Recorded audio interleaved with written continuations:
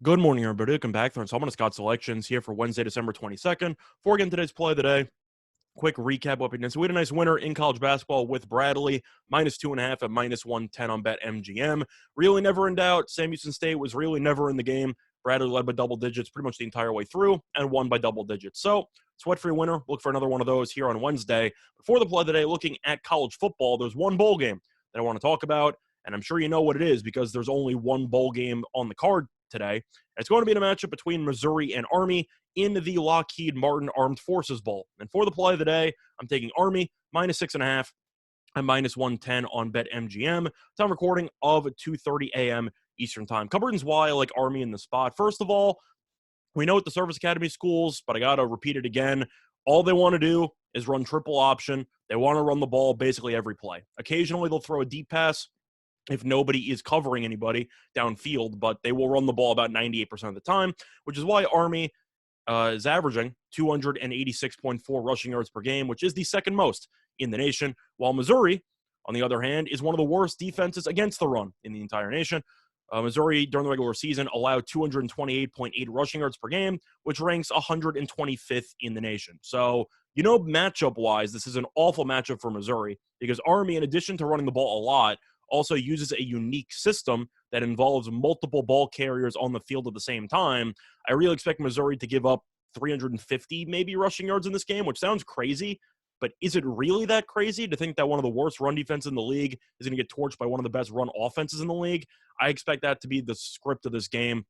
I think you'll see Army run it down their throat, and we know Army is never going to change up the game plan. Even if they call off the dogs, they're still going to be calling the same plays, and I do think Missouri will really have a hard time getting many, if any, stops in this game. I think penalties might be the only reason why Army's offense goes off the field, but they realistically should score, I'd say, on about, I don't even know, at least half of their possessions. I really don't know how they're not going to move the ball against this run defense, but on top of that, you might make the counter argument, well, Missouri's offense was still pretty good this season, still averaged around 30 points per game. Maybe they can keep up in a bit of a shootout. The issue there is that Missouri also had several players opt out leading up to this game. Most importantly, the two offensive guys who are easily the best offensive players on the team, Missouri starting quarterback Connor Bazelak, who ended up having over 2,500 passing yards and 16 passing touchdowns, is not playing. And the main piece of this offense, Missouri star running back Tyler Batty, who had an SEC leading 1,604 rushing yards and 14 rushing touchdowns. He's also not playing as he is preparing for the NFL draft. And on top of that, Missouri's star defensive back, Martez Manuel, who had a team-high 77 tackles, also a couple of sacks and interception during the season, is also not playing. The one thing those three players have in common, they were all team captains. So my argument for you is you have an SEC team that had a pretty lackluster season going 6-6. The best three players and the three faces of the program all thought that they were better than this bowl game and decided not to play. So my question for you is, how does that message send to the rest of the team?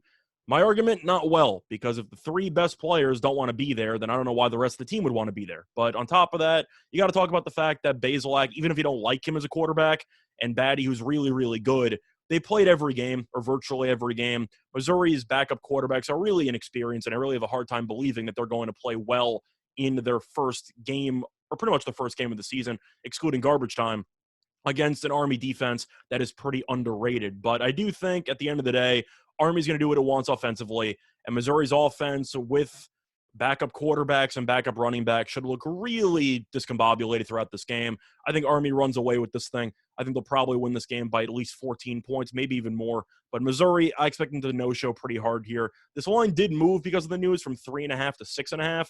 But a starting quarterback, a starting running back, and the best defensive player on the team, you're telling me all three of those guys are worth a combined 3 points? I find that very hard to believe. I think this line should be closer to 9.5, maybe even more. But Army should realistically win this game by at least a touchdown and probably double digits, because I do think Missouri, if they can't stop the run, they're going to have a hard time catching up on the scoreboard with all these backups in the game. So once again, the play of the day here for Wednesday, December 22nd, is going to be on Army, -6.5 at -110 on BetMGM. Bye, everyone.